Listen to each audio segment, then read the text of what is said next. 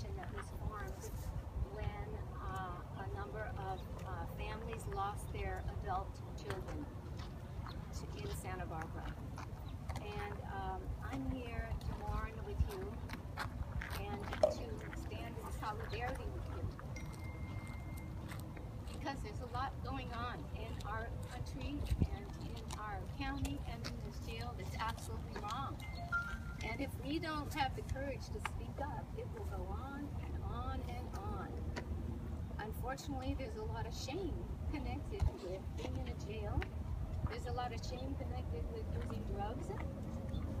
There's a lot of shame connected with having various kinds of mental health or medical conditions. And there's also a lot of fear. A lot of people in this jail, including several people that I know personally who are in there right now, are terrified to speak out about the neglect and the abuse that they are experiencing in the jail, especially at the hands of the medical staff.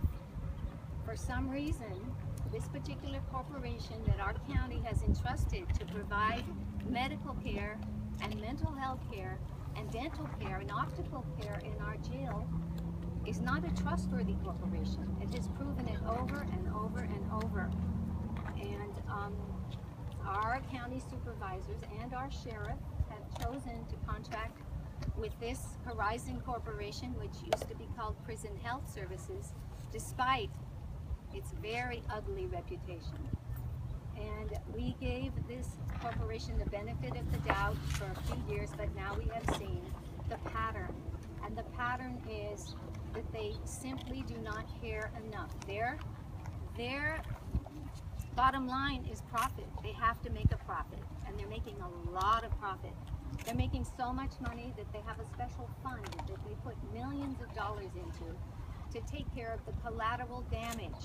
And the collateral damage is the death of our family members, because many people around this country have died in jails and prisons where Horizon Health Incorporated was in charge of the medical and the mental health care.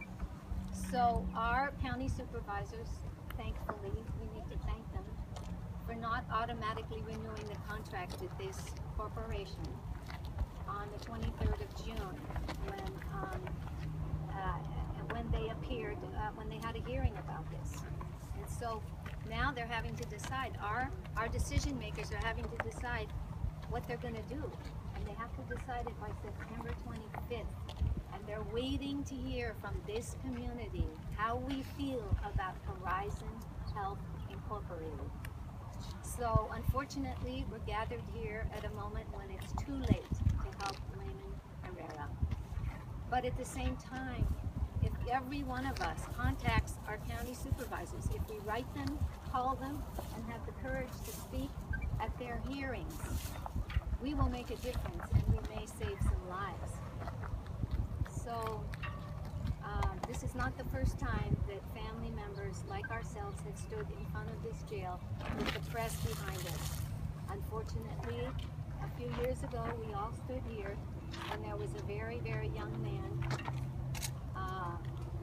who was lying rolled up in fetal position inside an isolation cell, inside a safety cell. And if you know what a safety cell is like, it's quite inhumane treatment. And he was in terrible shape. He had very, very serious problems.